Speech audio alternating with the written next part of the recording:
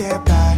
It resides between my eyes. Walk through the fire, came out better on the other side. See, life's like a beach if you find the sand. And right now, I feel like $100,000. You are listening to Inspired Insider with your host, Dr. Jeremy Wise. Dr. Jeremy Weiss here, founder of InspiredInsider.com, where I talk with inspirational entrepreneurs and leaders like the CEOs or founders of BigCommerce, Zapier, Buffer, P90X, Atari, and many more, and how they overcome big challenges in life and business. This episode is brought to you by Rise25, which I co-founded with my business partner, John Corcoran. Our mission is to connect you with your best referral partners and customers. We do that through our done-for-you services. We have a complete done-for-you event solution for big conferences or software companies. We have a podcast, done-for-you podcast solution, which in my opinion, Patrick, is the best thing I've done for my life and my business outside of my wife. She yelled at me the other day about that, saying that. And I know you're big into content too, so I want to go into that, and a done-for-you lead generation service. But our greater purpose is our mission behind why we do everything, which is we realize that our grandfathers were a big inspiration to us. And my grandfather was a Holocaust survivor who escaped from Germany, and him and his brother were the only survivors in their family. And while that was happening, my business partner's grandfather was a B-17 captain and flew 35 missions over Nazi Germany. And so to honor our grandfather's legacies, we have a scholarship, and it's a veteran entrepreneur scholarship. It can be anywhere from an all-expense-paid trip to the conference that we're doing, a comped conference ticket. We just had someone recently. We had a San Diego one. Richard Branson was the keynote at that one, and we did a VIP event the day before. They got flight, hotel, conference ticket, meals, everything paid for. So if you know a veteran entrepreneur or you are one yourself, you can apply to a future event that we're doing, rise25.com/mission, and you'll see the background. You can apply. So feel free to send it to someone who's in need or someone who's even further along and just wants to see what cool events they can go to. But let's get on. I'm excited to talk to Patrick, and it's been a long time coming. We have Patrick Campbell. He's co-founder of ProfitWell, and Patrick has grown ProfitWell from nothing in 2012, and we'll find out what 2012 looked like I think it was in your bedroom somewhere, to over $10 million and 70 staff. And ProfitWell has a free product that integrates with tools like Stripe and Braintree to bring all of your subscription and financial metrics together in one place. They have numerous paid products that help SaaS companies grow. You know, I have this joke, Patrick, all the SaaS companies, founders I know, I want to make a t-shirt, maybe I just should, just got churn, ? And just send it to them because I feel that's always the topic of conversation. They have numerous paid products. I digress. That help SaaS companies grow, like Price Intelligently, Retain, which all SaaS companies want to retain their customers, and a few others. They have over 10,000 companies now using ProfitWell. Companies like BigCommerce, ClassPass, Zenefits, Meetup, Calendly, Masterclass. I'm fascinated by Masterclass, by the way. But thanks for joining me, Patrick.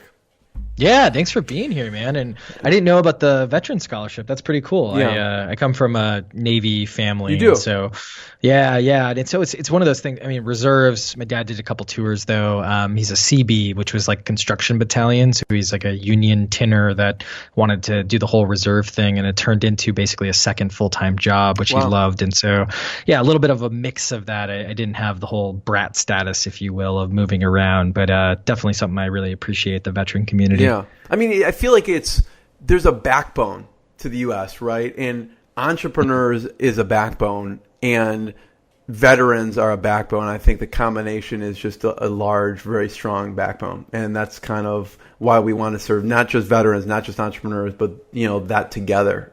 So appreciate your dad's service and everything like that. And I want to start there, actually. Most people want to dig into churn and, have you talk about free versus paid, and we will get to that and what it was like in 2012 and the amazing companies, how you've got them on board. But growing up in Wisconsin, what was it like growing up in Wisconsin? Because your parents were not entrepreneurs. No, they're kind of, I don't know if it's the opposite, but dad's a big union guy. He was a sheet metal worker. He basically worked on a lot of the high rises in Milwaukee. in surrounding areas, basically doing the flashing, the metal parts of roofs, basically. And what's kind of fascinating is being a big union family. It's like very anti-entrepreneurial almost, not in the sense of do your own work, but in the sense of management is the enemy, right? Not the enemy, but like in some cases, yeah. Well, when we went through a bunch of strikes when I was a kid, trying to, and some of them were long, some of them were short. I know some of them were long in the sense of like, my dad had to find like odd jobs and side jobs just to kind of pay the bills. And so there's a little bit that entrepreneur, get stuff done, but kind of a little bit anti-management. Like my dad and I still debate and to argue about like, it's management, corporate, they're bad. And I'm like, well, that's kind of what I am, Dad. I am now corporate. Yeah, and I am trying to convince them that there's another way. You don't. I mean, yes, obviously labor laws are really important, but there are good, entrepreneurs out there. And then my mom, a little bit entrepreneurial in the sense that she worked from being on an assembly line at Nissan Electric back in the day, electric motors in Grafton, Wisconsin, and then worked her way into being an EA, and then basically taking over like trade show marketing over like 30 years, basically. And so. Yeah, but grew up in a town with more cows than people. We were close to Milwaukee, but it was a very, I don't know how stereotypical, but pretty stereotypical, like, Midwest upbringing or Wisconsin upbringing, if that makes sense. At what point did you know, Patrick, I'm going to do this entrepreneur thing? Because you worked for Google too, right? What was that like? Well, so I didn't know I wanted to be an entrepreneur until my mid-20s, actually. So I, classic, when you come from a blue-collar family, and it's similar probably background, with your family. Yeah. What did you want to be? I'm going to have to continue. What did you want to be when you grew up at that point? Yeah, that's what I was just going to say. Okay. I was like, I wanted to be a cardiovascular surgeon. Really? That was my big thing. Yeah, like I wanted to do that, right? And my dad, that sounds terrible to me. Yeah. Still, well, it was, and it's eventually it sounded terrible to me too. But my dad still to this day is like, well, why don't you can still go be a doctor? And I'm like, Dad, I'm over 30 now. Like, I can't be a doctor anymore. Like, I could, but it would be a weird career shift. And then I wanted to be a lawyer because I did speech and debate in high school and college. That's why I went to Bradley, as we were talking about before we were recording. And that's one of those things where basically I was like, I don't know. Then I want to go save the world. And I worked for the government. I worked in the intelligence community, and it was super bureaucratic. So I thought, tech, let me go work and try to get a job at Google. And I did that. And then I jumped out finally, after working, basically a couple of years in the workforce, worked for a startup and basically kind of got the bug. And I think it's out of hubris mainly, or arrogance, depending on how you look at it, because it was more around like I always cared more than my boss.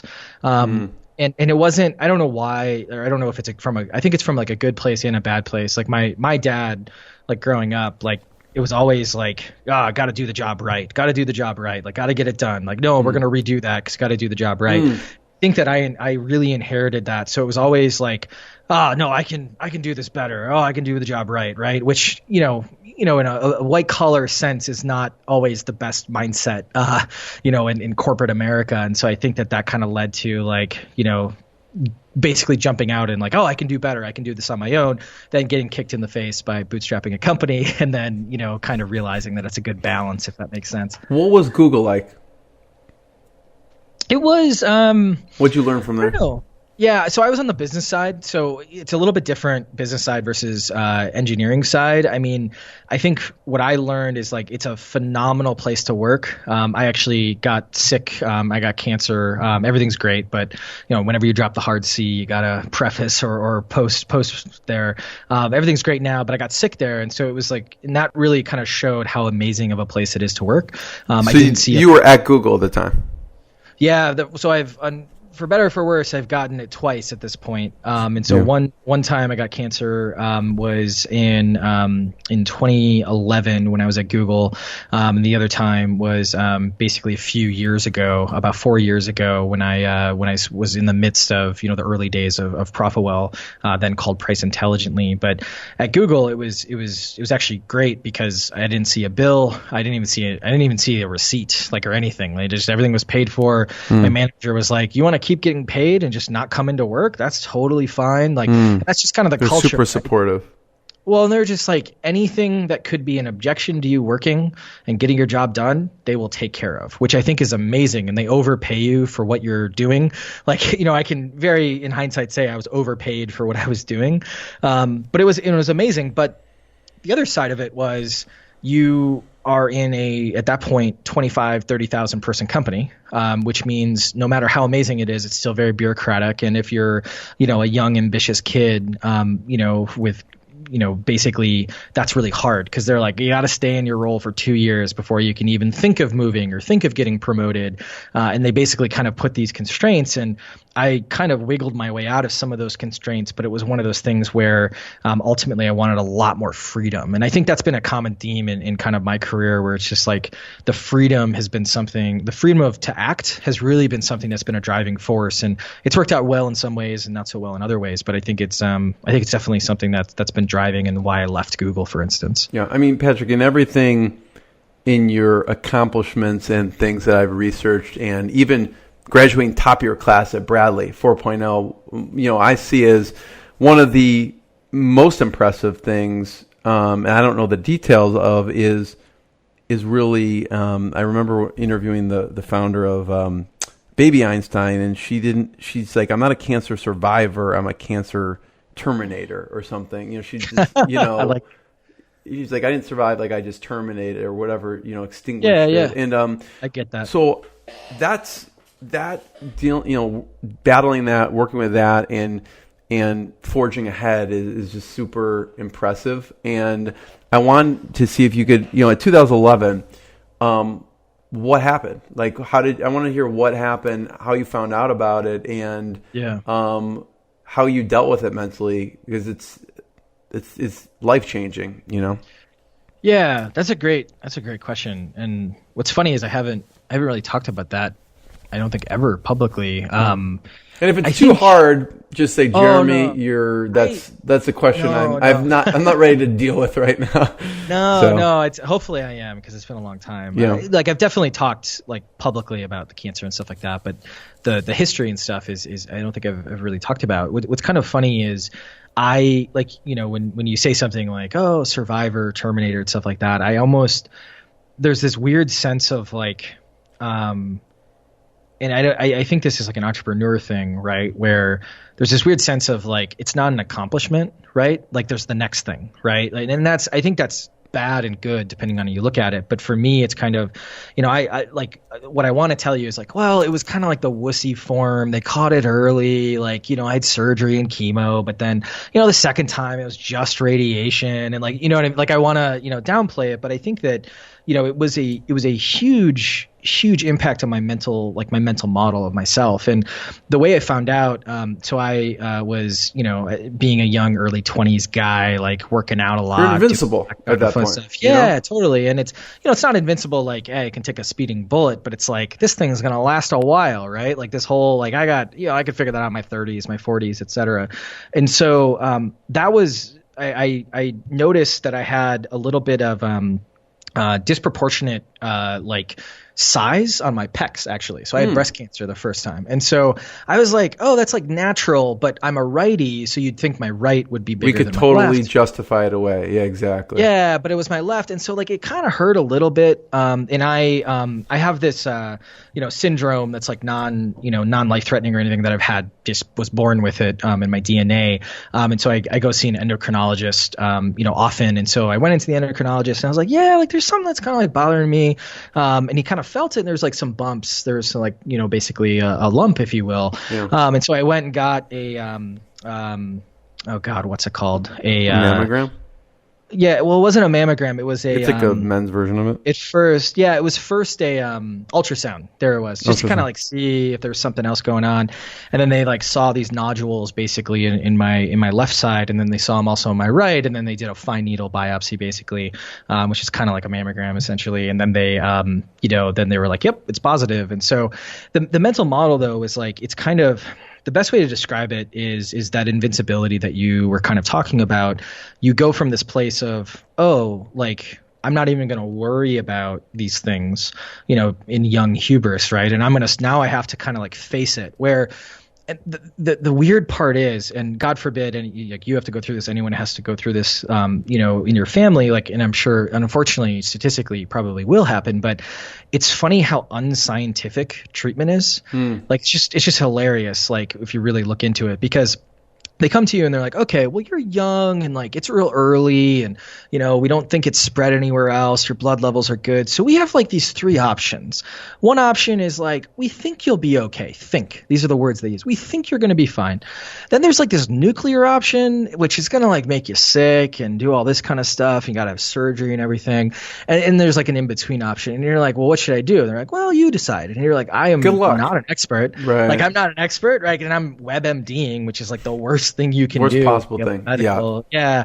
And so long story short, it kind of, you're forced to kind of grow up, and you're forced to kind of face that mortality. And I think that what really helped me is I have accepted death, if that makes sense. And I think that a lot of us don't do that until we're dying.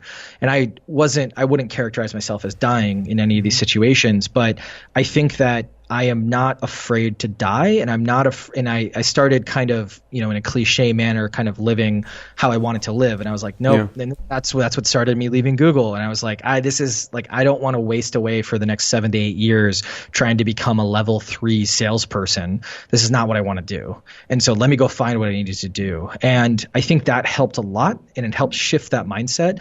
And it's not to say like, when and if I'm dying, like actually like fully dying, like I'm definitely going to be sad, but it is one of those things where it was a nice kick in the pants in order to just like, all right, let's go, let's live. Because honestly, like, and this is maybe the pragmatic piece of this, like if you're listening to this podcast, just given demographics, like I'm sure you have adversity in your life, and it might be a lot of adversity, but you probably can get a job. Right? Like you might not get the job you want. You might not want to like work in the place, but like I kind of got to this point where I was like, I got to go for it. I got to go figure this out. Worst case scenario, I'll go back and be a barista at Starbucks. Yep. Not going to be enough money for me to get everything I want and all this other stuff, but like I'll be able to survive. And that's probably most people listening to this. And that mindset really just kind of got me into the right place, the right headspace, just let me go. What did you change? So you said one of the things at the time, you're like, I don't want to be a level 3 manager. So what did you change? You left Google, and what did you do differently? It could be business or in your life in general. Like, what did you do? Yeah, so it wasn't an immediate thing, if that makes sense. It wasn't like this moment where I just came home and broke up with my girlfriend and, quit my job and all these other things all at once. It was more of a little bit of a gradual. And there were other things happening. I think I was still trending in this direction. But I think what I did is I was like, what I noticed at Google is people stayed there less than 2 years, or they stayed there for 7 or 8 years. That was kind of average. Because if you're getting paid too much to do what you're doing, it's the golden handcuffs. Yeah, it's like, exactly. You're like, I'm going to stay on this treadmill for a while because now I got bills and I like going out on Friday and all this other stuff. And so I think for me, it was a little bit of a wake up call that I needed to go find something else. I got a little bit more involved in the startup community in Boston. And what's funny is like no one at Google was involved in the startup community. They all want to start companies, but they're not really involved because you're at Google. So you're just like, everything's amazing. And then basically, met the CEO of the company that I ended up leaving Google for, and was like, cool, like I had the confidence now to basically go and do it. And I think that if I hadn't had the experience with cancer and some of the other things that were going on, I wouldn't have, gone and made that leap. I think I would have been too hesitant. So 2012, talk about the start of the company. Yeah, so late 2011 into 2012, I was at this company called Gemvara, which is customizable jewelry. So it's kind of like Blue Nile, if you've heard of this. But of course. Yeah, the basic premise is like, your diamonds, you're typically only buying one in your life, hopefully. But gemstones, there's multiple purchases, and theoretically, if you customize something, everything's kind of better, right? Like even if it's just like the actual gemstones to match the birthstones, the color of their eyes, and the color of the sunset, all these other things, like theoretically, you would have a better intrinsic connection with that and the response you got, and then you would buy more jewelry over time. And so that was kind of the thesis or part of the thesis of the company. And I wasn't like a founder or anything. I came in, I took a huge pay cut and ended up coming in as basically a project manager, or a product manager, I guess would be the better way to look at it. And I quickly moved into what's called strategic initiatives, which is a kitchen sink role where basically like, hey, we don't know what this is. You're smart and relatively cheap. Let's just give it to you full time for a little while. And then if you succeed, great, we'll hand it off to someone else. If you don't, cool, it wasn't like a big deal. And so one of the projects I ended up working on was pricing there. And it was my first experience at a company that was basically 100 employees. We fluctuated a little bit down, a little bit up while I was there in 9 months, right? So that's, they raised a bunch of money and all that kind of fun stuff. And so I realized, and this is kind of the drafting of the cancer momentum, let's call it. Basically, it was like a culture that I wasn't really enamored by. It was kind of like the classic problem. I didn't interview enough about the company. I didn't research enough about the company, which on one hand was good because I probably wouldn't have made the leap then. But on the other hand, but on the other hand, it was like bad because it was like, wow, like I don't like this part of the culture. I don't like that part of the culture. And then going back to that young hubris of like, I can do better, I care more, et cetera. I was like, maybe I should do something on my own. And at this point, my relationship with my partner at the time wasn't great.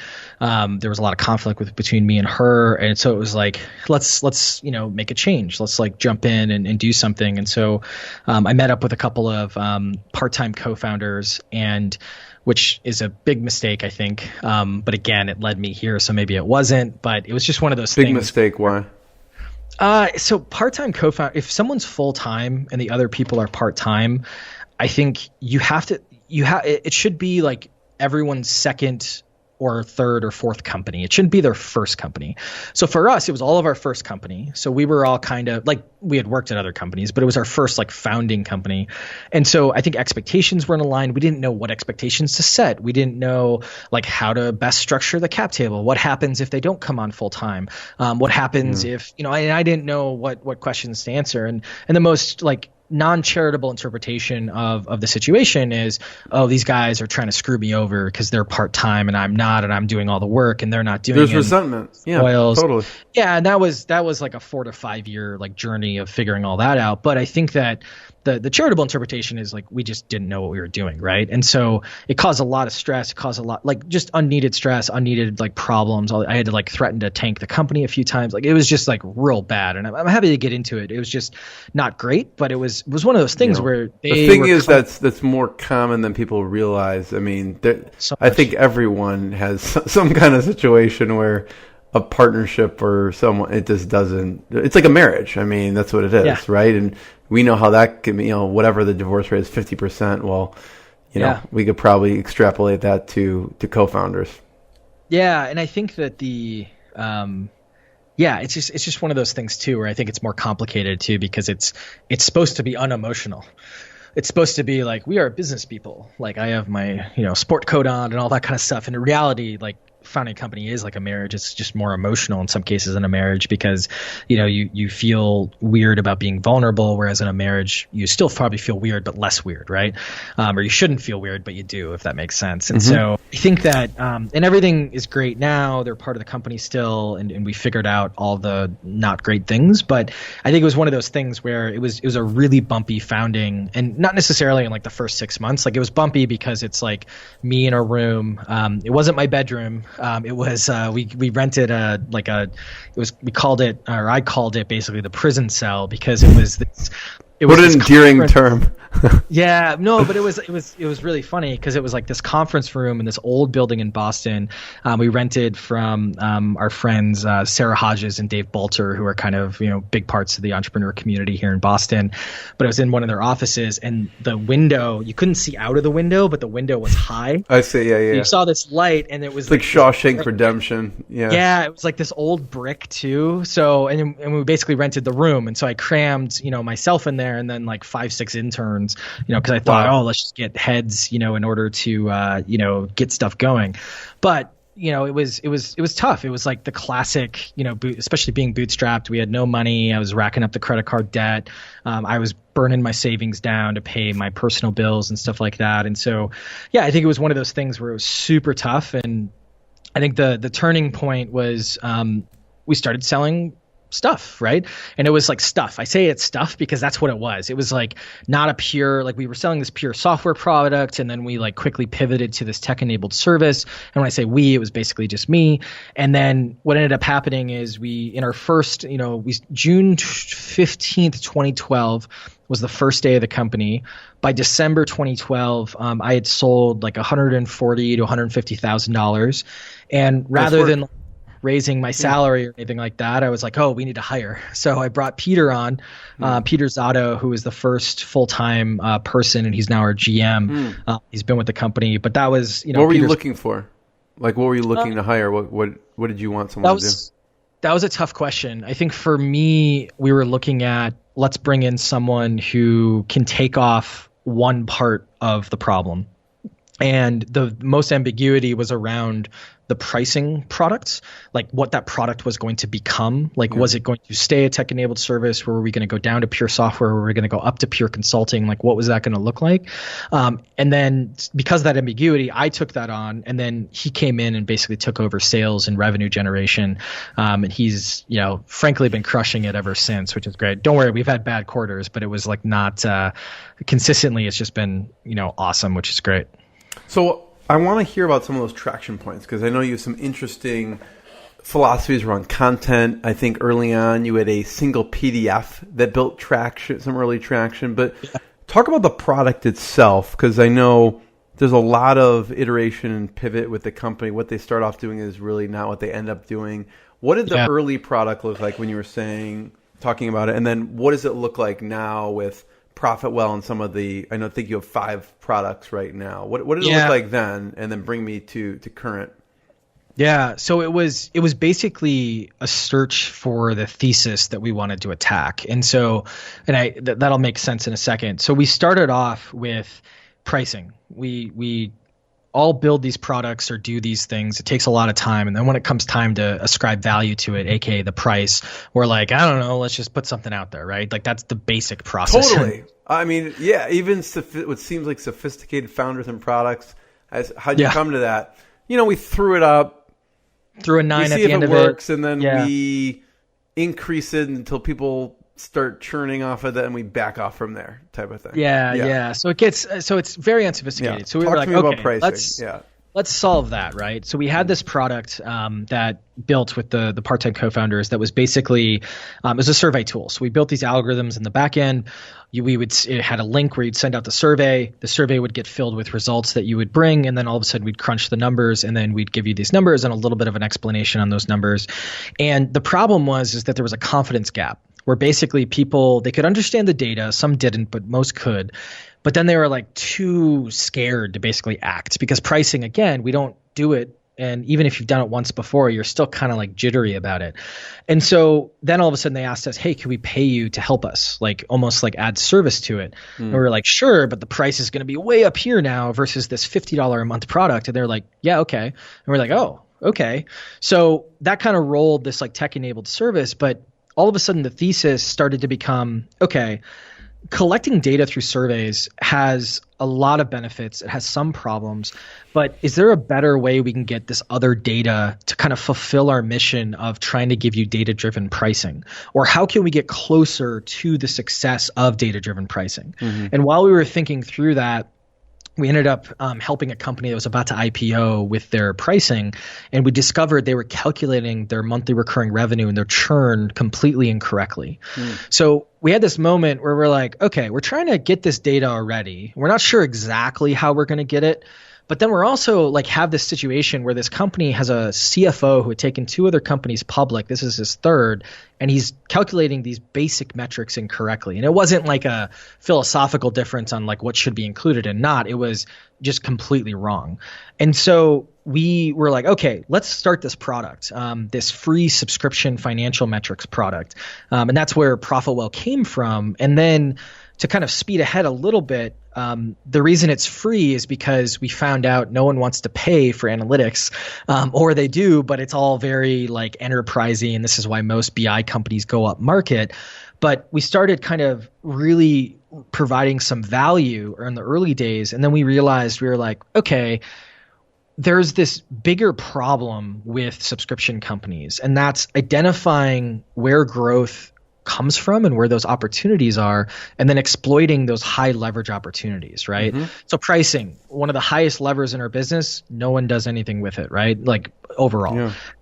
Churn, really important. We all say it's important, but then we don't really act on it, right? Unless there's a huge problem, right? We spend all of our money on acquisition. We put all of our effort into acquisition, and we don't think about how much money we're getting per customer or like how to retain those customers. And so the thesis started to change to, we really want to use data to understand subscription truth, pass that insight on to our customers, and then build products that are basically outcome-based products that help lower your churn, optimize your ARPU, get you more customers, et cetera. And so that's where the thesis has kind of changed to, hey, let's focus on this really big like problem that we can study and we can collect data on and we can identify, and then be that partner to those customers or those users, and then convert them to customers if they want to use the product that'll make their life easy, or give them a ton of content in order to, do it themselves if they want to spin it up themselves. Yeah, I want to talk about each of those pieces. I think it'll help us to do that, just to break down what are the products. So you have the free analytics. What are the 5 other products, and what do they do? Yeah, so we have a free subscription financial metrics. So that includes not only your financial metrics, but we also added engagement metrics. So basic user logins, those types of things. And then we're going to be adding attribution or acquisition metrics. We just started collecting the data, and it's going to take us a while to make sense of it, because that's a really tough problem. And then for the paid products, real quick, Patrick, on that, what companies should be using this? Any subscription company. So we have companies ranging from B2B SaaS, like real nerdy, like enterprise products, all the way to ClassPass and Masterclass you mentioned, which are like content B2C products. We have lots of Box of the Month clubs. We have all types of subscription companies, and it's made for that breadth, if that makes sense. I will say that like if you're pushing $75 to $100 million in revenue a year, we have plenty of those people on ProfitWell, but they're probably using like a big BI suite like Looker or something like that. Our vision is eventually we will like be on that level, but it's just going to take time because it's a free product. So we always have this like debate of how far we advance the free product versus some of the paid products. And so that's something that's going to work over time. So it will integrate with maybe their Stripe or payment processing to bring in different analytics from their customers? Yeah, so we support Zora, Stripe, Braintree, Recurly, ChargeBee, and we're building new like business or billing integrations every quarter. And the reason we want to build those, we have an API if you want to spin this up yourself, using the free product. But the reason we're building the billing integrations because it's one click. Like literally with Stripe, when you sign up, it takes less than a minute. You just click the button, you OAuth in, and then everything's done for you. And that's kind of what we want to do. Yeah. We'll have to tell all the past subscription and software founders and Inspired Insider they need to install this. It seems like a no-brainer. Do you get like objections? What's the objection? So there's they're like scared about their data or something, or we don't hear that as much anymore. We definitely heard that in the early days because no one knew us, right? Social proof, and we do hear that, but we have like even if they're a free customer, or a free user, we will sign NDAs. We will, sign custom T's and C's. Like we do that all the time with people, just because it's a long play, right? Like we want to provide a ton of value. And I love that. I mean, you want to give value first, and then you're going to help them on the back end, and that's how relationships are built. Totally. Absolutely. We want we say this publicly, but not like on the website. Like our mission is to like make you feel bad for how much value we're giving you for free. It's reciprocity. Totally. And then you'll like when you have a pricing question or retention or any question, you'll come to us and then, we get an at-bat to sell you something in a nice way, not in like a tricky way or anything like that. Something they need. So the 5 products, Tell me about those and what they do. Yep. So there's the metrics and engagement. We have a product called Retain, which is the best in the world at recovering delinquent churn. So what does that mean? Yeah. Fun fact. So if you are a credit card based business, meaning you get most of your customers through credit cards or most of your payments through credit cards, you like 20 to 40% of your churn is basically just because of credit card failures. So basically, if you have 10 people churn, 2 to 4 of them, it's because of some mechanical error with the billing system or the credit card. And so we recover about 70 to 80% of those people who go delinquent.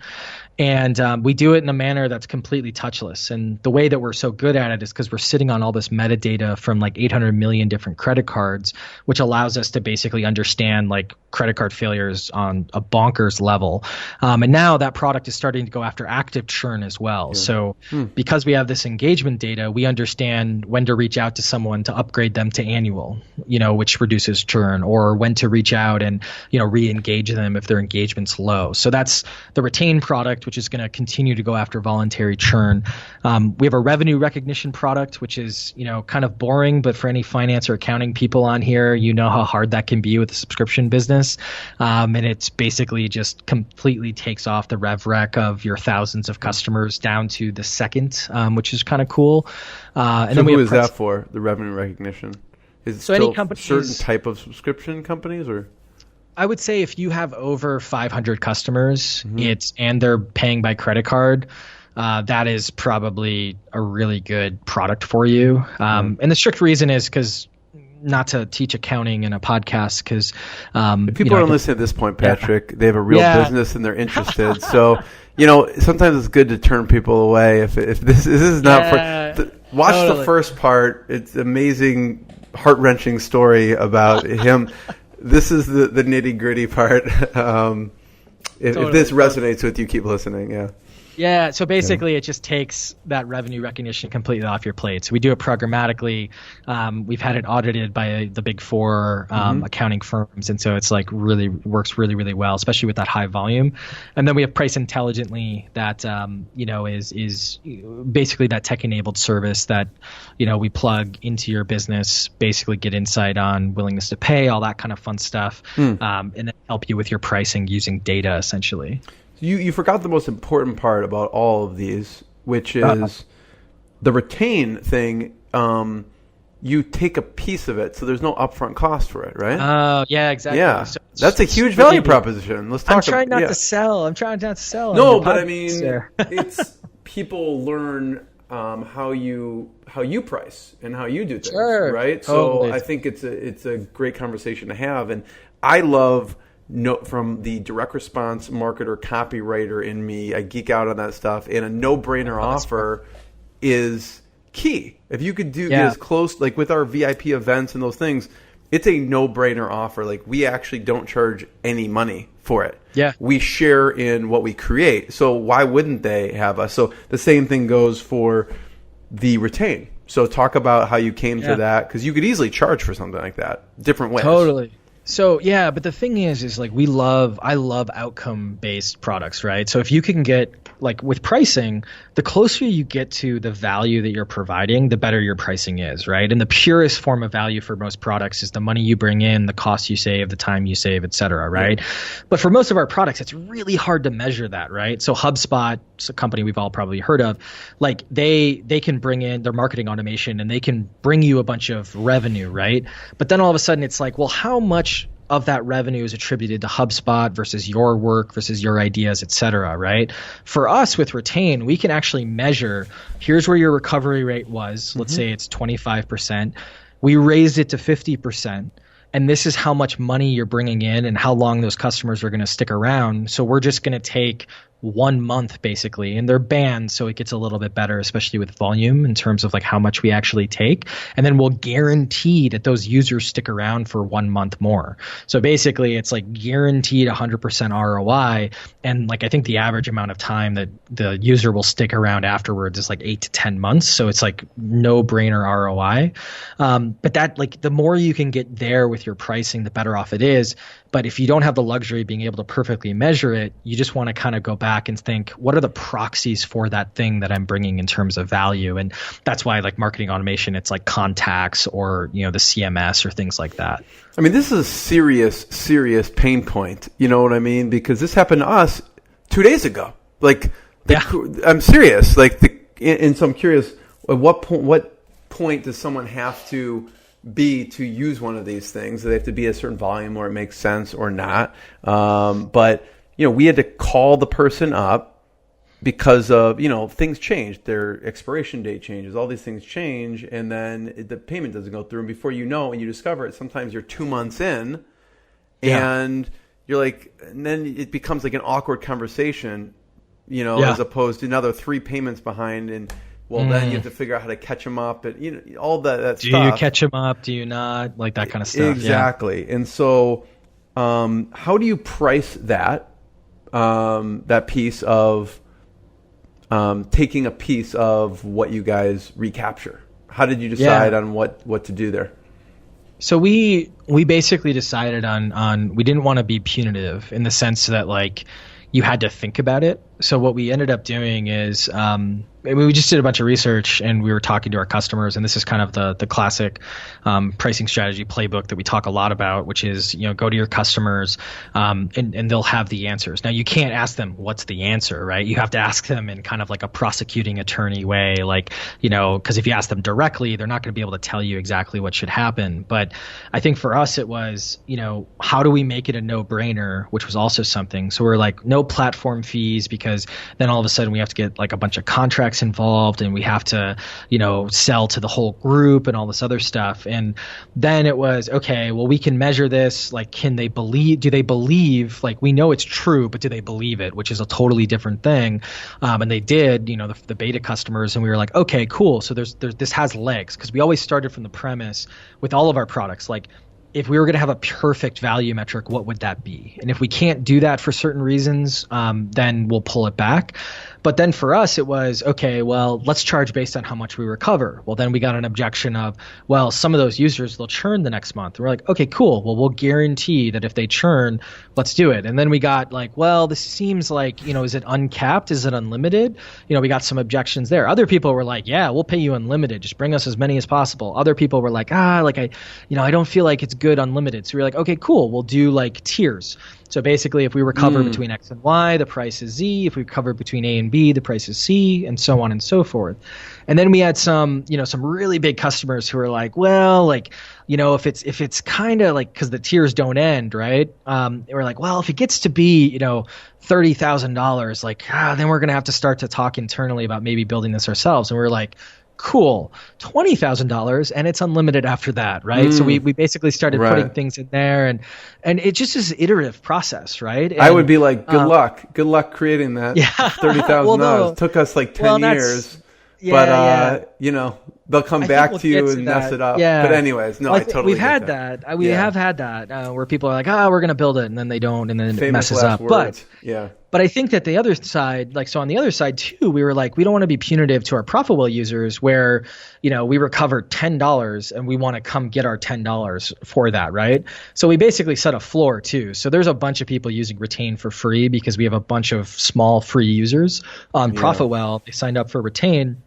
But we also don't want to go through the support cost of like trying to collect $50 a month. This other stuff. So I think I don't know what the minimum level right now. I'm not sure what it is. I think we will send emails for like $150 to $200 a month. But normally if someone's like under, $100 a month or on our tiers, we kind of just don't chase it. What does that equate to? Like, what are they doing monthly?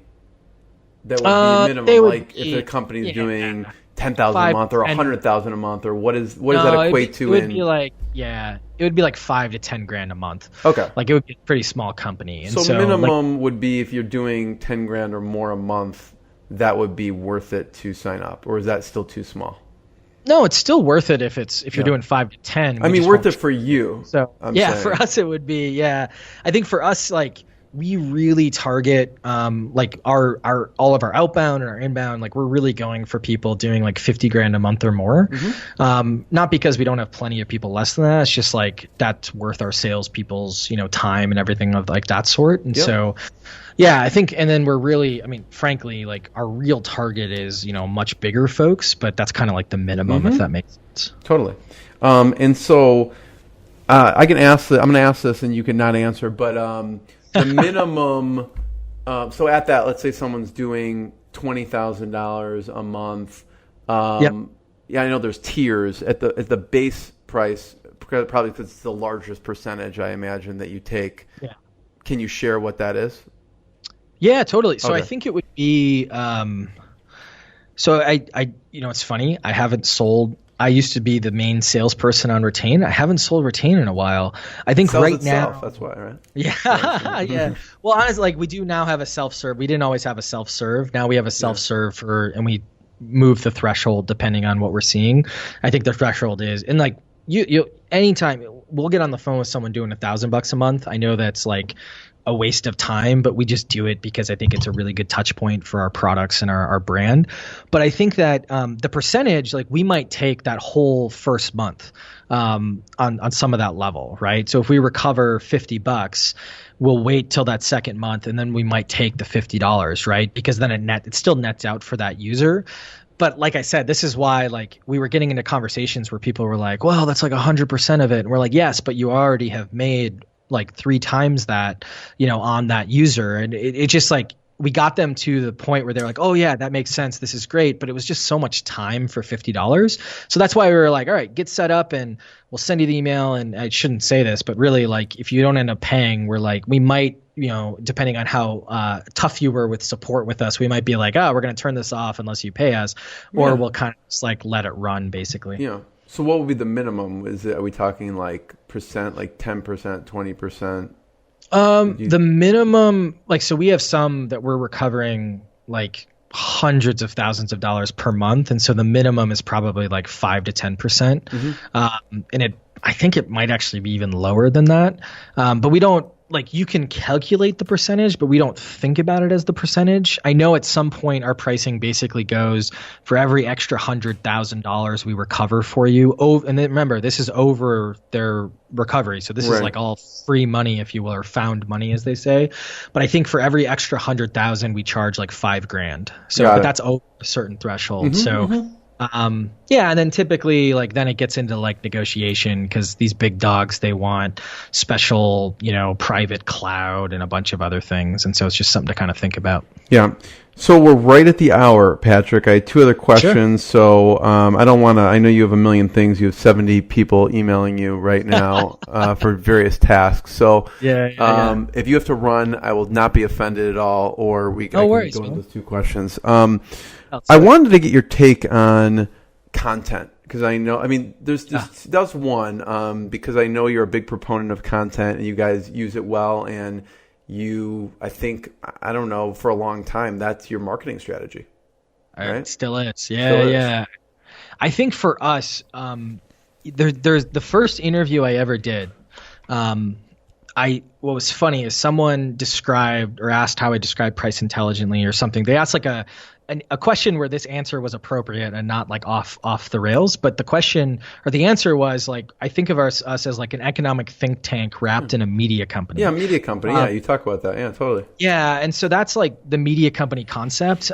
It wasn't something that we were like, this is exactly what we're going to go after, or this is the concept since the beginning. It was one of those things where it evolved over time.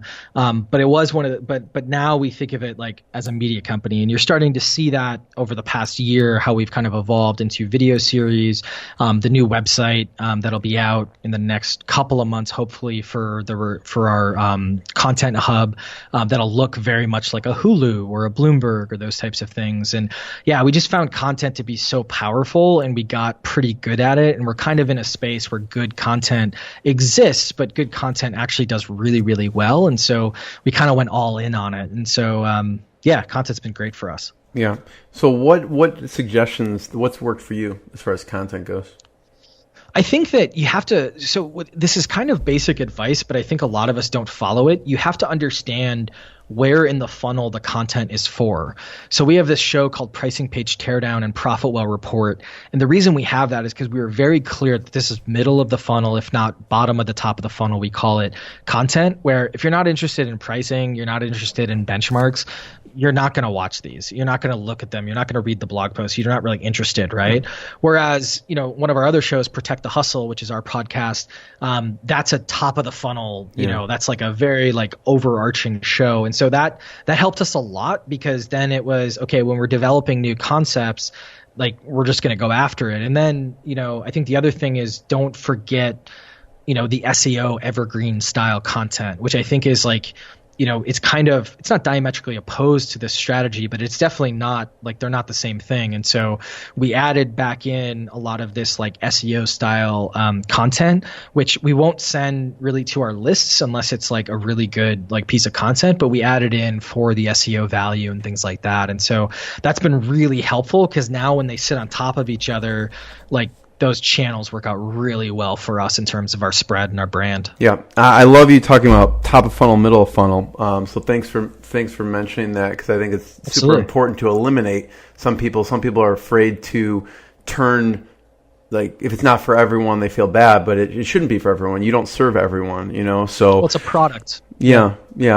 So last question, I'm combining two in one, just because I want to hear your opinion on it. But I always ask, because this is Inspired Insider, what's been the lowest moment, how you push through it, and we talked a little bit on the front of this interview, and then what's been a proud moment from the journey that you can talk about, because as entrepreneurs oftentimes we don't celebrate things. So what's been a low moment that you had to push through, and then proud moment, high point? I think low moments hard, not because there's a lot of, I can name a lot of low moments, but like the lowest moment's hard because it's like you always rationalize like after you get through it, like cool, I'm we solved that, let's keep going, right? Yeah, kind of like your co-founder thing. You're like, oh, I wouldn't be here where I'm at today if I didn't go through that justification. Yeah. Totally. So I think a really low moment, it's not like a single point. I think that it's so tough because it's so hard to pick the worst one because they're all bad. No, I think like a couple of low ones. Maybe I'll give you some volume here instead of like one. I think do that. Cancer wasn't like too tough. I mean, like it was tough. Don't get me wrong. Like I'm not trying to like, oh my God, I'm so tough, I'm a hero. But it was more like, it was like very pragmatic. Like, oh, this is happening. I now need to go solve this problem, right? Very much in my control, even though it wasn't like, but it felt like I can go to my treatments, I can keep my mind right, I can do these things, right? I think some really low moments were when it's like not really in your control. So I think the part-time co-founder thing was super tough. And it like wasn't a single moment. It was a lot of like just cycles of frustration. And I think like, I don't know if anyone had ill intentions throughout this whole thing, but it was one of those things where it still sucked, right? I think another really low moment was like in the early days, there were weeks where I was doing 2 all-nighters a week, maybe 3 sometimes, which I know you're like, oh, you're not supposed to do that. It's a marathon, not a sprint. But it's like, yeah, but I got customers who need their stuff, are understaffed, and all these other things. Like the job has to get done. And those were like the frantic days that I was talking about. I ended up getting out of a 7-year relationship during ProfitWell, and so I had this situation where, and it was, at the end of 7 years, we weren't married, but you're kind of married, I guess. So when it's a common law marriage, let's call it. Not really, but yeah. It's a bit of a divorce. Like I don't want to call it a divorce because that, I feel like a divorce is more higher, intensity, but it definitely like, moving out and, it was one of those things where I think that thankfully, I feel like at the end of those, they're either very volatile, like, everyone's pissed, or they're kind of like, this is very not working. We're going to move on. It's a mutual thing. Kind of, it was like the latter. And I think that was like that was just tough because then like shortly thereafter, like the cancer stuff, the second time happened. And so that was just kind of like oh yeah, cool. Like, I know this is for the better, but like it sucks right now. And then finally, I think like, to be frank, I think I'm in a low point like right now. Like, I know that's tough to say, right? Because like I look back and I'm like, hey, we're in a really good place. Like I could leave for a month and maybe I wouldn't get my stuff done, but like the business would continue, right?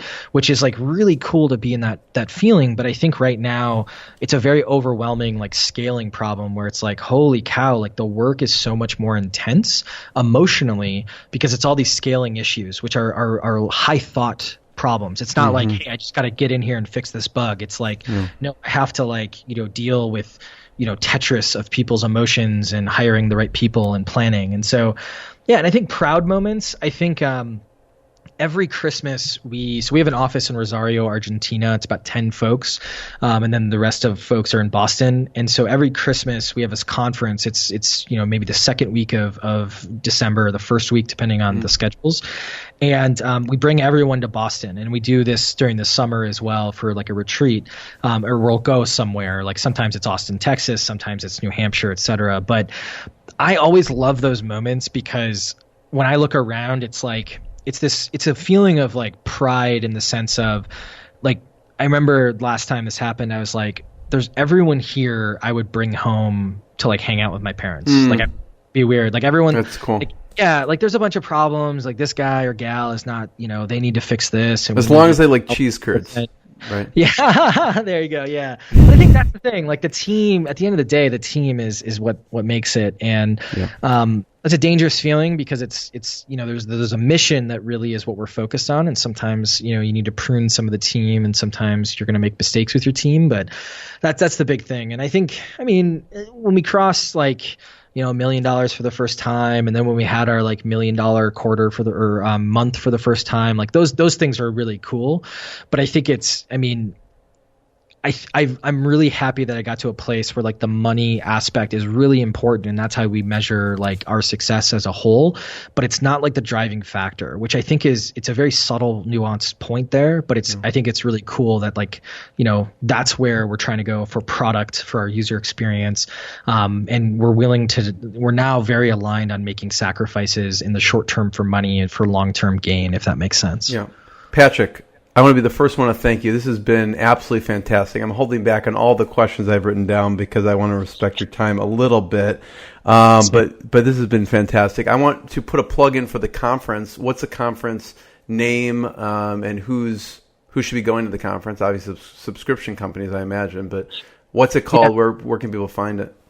It's called Recur. So it's Recur Boston. You can find it on the ProfitWell website. Okay. It's in Boston. We keep it fairly like intentionally small, so about 200 people max.